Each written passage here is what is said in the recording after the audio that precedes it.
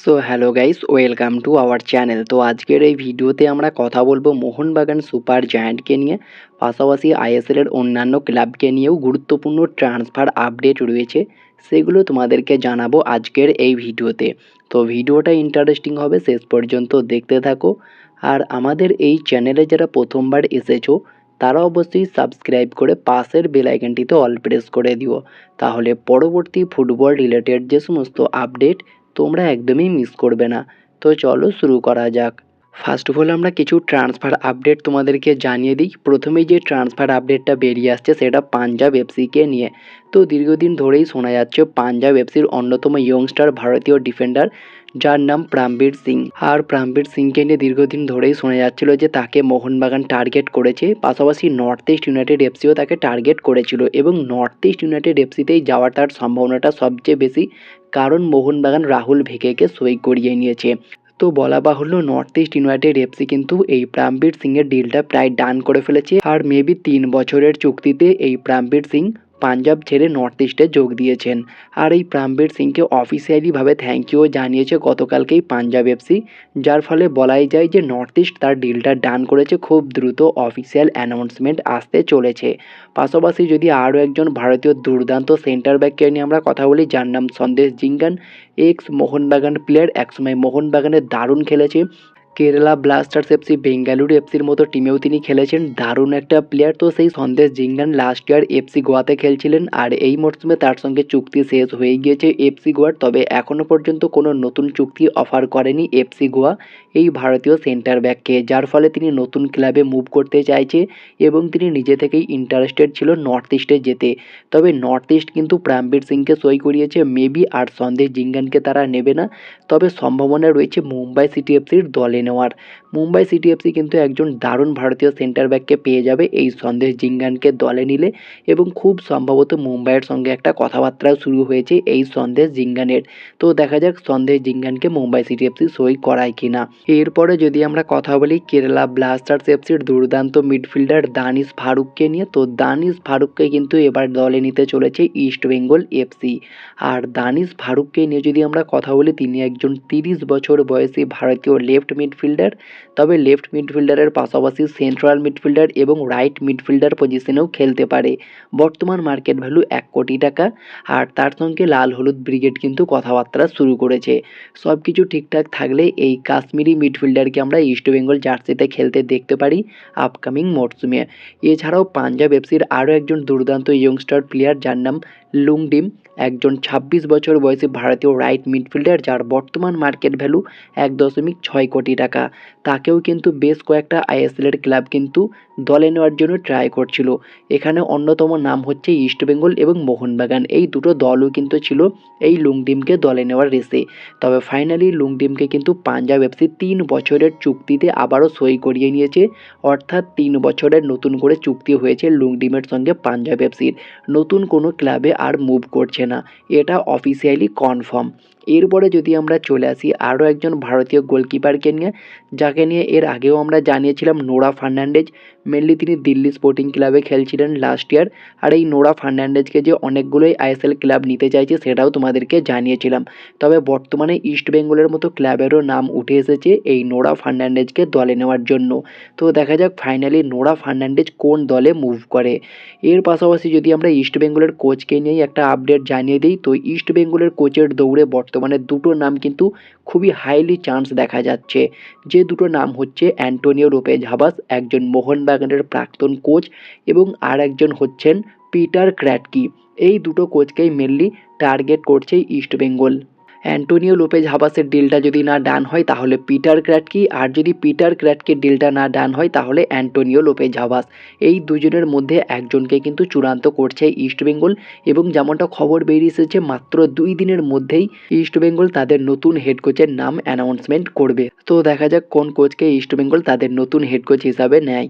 এরপরে যদি আমরা কথা বলি মোহামেডান এসসিকে নিয়ে, তো মোহামেডান এসসি রেলিগেটেড হয়েছে তোমরা জানো, আর তারা কিন্তু একটা আবেদন করেছে, যেহেতু ডায়মন্ড হারবার হারবার এফসি তারা আইএসএলে অ্যালাউ হচ্ছে না। তার ফলে তারা কিন্তু চাইছে যে ডায়মন্ড হারবারের জায়গায় মোহামেডান এসসিকে যেন আইএসএল খেলানো হয়, এরকমই একটা বিষয় নিয়ে চিঠি দিয়েছে তাদের নতুন কর্মকর্তা। তো দেখা যাক মোহামেডান এসসির এই আবেদনে এআইএফএফ সাড়া দেয় কিনা। এরপরে যদি আমরা চলে আসি মোহনবাগানের খবরে, তো ফাইনালি মোহনবাগান কিন্তু প্রায় 5জন বিদেশিকে চূড়ান্ত করেছে। তবে 6 নম্বর বিদেশি হিসাবে রবসন রয়েছে, যদিও তার সঙ্গে আর একটা বছরের চুক্তি রয়েছে।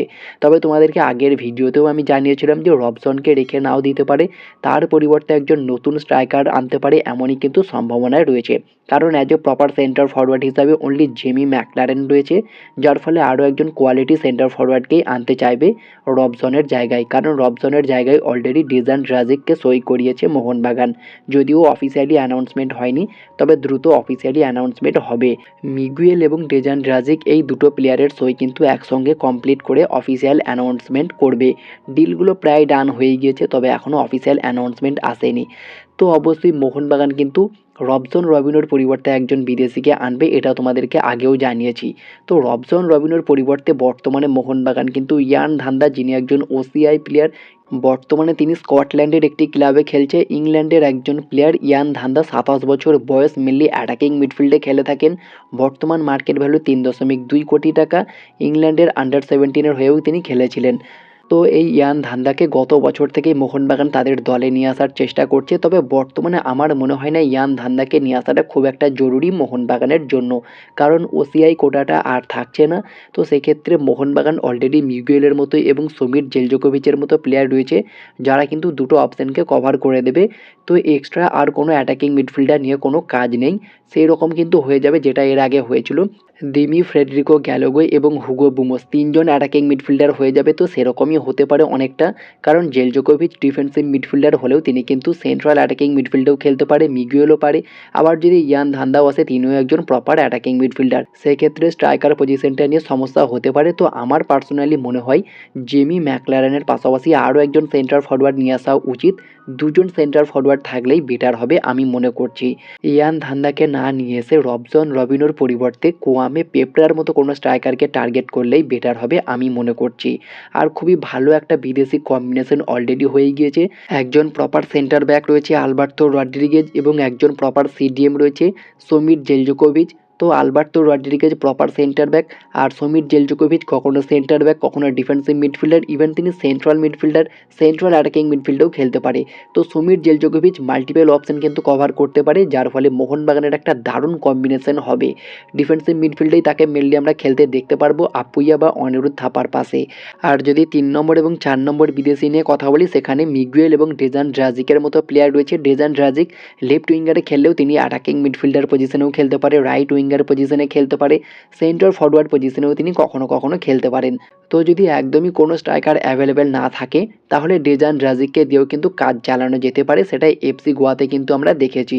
আর মিগুয়েল তো অবশ্যই একজন প্রপার সেন্ট্রাল অ্যাটাকিং মিডফিল্ডার, যিনি মেনলি খেলাটাকে তৈরি করবেন।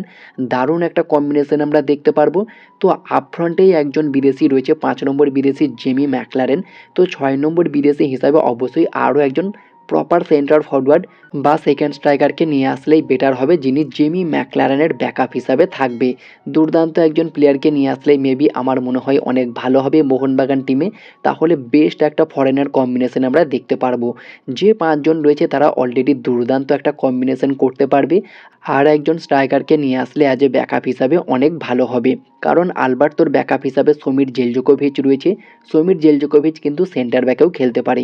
তাছাড়াও কিন্তু সমীর জেলজোকোভিচ যদি কোনো মিডফিল্ডার না থাকে, লাইক মিগুয়েল যদি না থাকে, তিনিও কিন্তু সেন্ট্রাল অ্যাটাকিং মিডফিল্ডেও খেলে দিতে পারবে, এটাও একটা ভালো অপশন। ডেজান রাজিকও কিন্তু ওই সেন্ট্রাল অ্যাটাকিং মিডফিল্ডার পজিশনেও খেলে দিতে পারবে।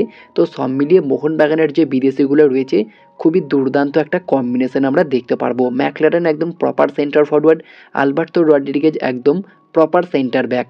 তো অবশ্যই আর একজন প্রপার সেন্টার ফরওয়ার্ডকে নিয়ে আসলেই বেটার হবে, বা সেকেন্ড স্ট্রাইকার হলেও চলে যাবে, লাইক রায়ান উইলিয়ামসের মতো একজন প্লেয়ার, যিনি মেনলি উইঙ্গারের পাশাপাশি একদম প্রপার সেন্টার ফরওয়ার্ডেও দারুণভাবে মানিয়ে নিতে পারবে। তো দেখা যাক মোহনবাগান 6 নম্বর বিদেশি হিসাবে কাকে নিয়ে আসে। আমি চাইবো অবশ্যই ইয়ান ধান্দাকে না নিয়ে এসে নতুন একজন দারুণ সেন্টার ফরওয়ার্ডকে নিয়ে আসুক। আর যদি ইয়ান ধান্দাকে একান্তই নিয়ে আসতে হয়, তাহলে একজন মিডফিল্ডারকে বাদ দিয়ে আর একজন স্ট্রাইকারকে নিয়ে আসলে ভালো হবে। তবে ইয়ান ধান্দাকে ইয়ানকে কি আনতে পারবে মোহনবাগান? কারণ তার স্যালারি নিয়েও কিন্তু কিছুটা ইস্যু দেখা গিয়েছে, আর যেহেতু ওসিআই কোটাটা থাকছে না, তো সেক্ষেত্রে আমার মনে হয় না মোহনবাগান আর তাকে নিয়ে আসার জন্য ঝাঁপাবে। নতুন কোনো সেন্টার ফরওয়ার্ডকেই নিয়ে আসতে চাইবে মোহনবাগান। বাকি দেখা যাক, সময় বলবে। তো সব কিছু ঠিকঠাক থাকলে মোহনবাগানে আমরা আরও একজন নতুন স্ট্রাইকারকে দেখতে পারি। তো তোমাদের কি মনে হয়, ইয়ান ধান্দাকে নিয়ে আসা উচিত নাকি নতুন কোনো সেন্টার ফরওয়ার্ডকে নিয়ে আসা উচিত? তোমাদের মতামত তোমরা কমেন্টে জানিও। তো এই ছিল আজকের ভিডিওটি ভালো লাগলে লাইক শেয়ার কমেন্ট করে চ্যানেলটিকে সাবস্ক্রাইব করে দিও, পাশে থাকা বেল আইকনটি ক্লিক করতে একদমই ভুলো না। তো দেখা হচ্ছে নেক্সট কোনো ভিডিওতে। Bye bye, have a good day.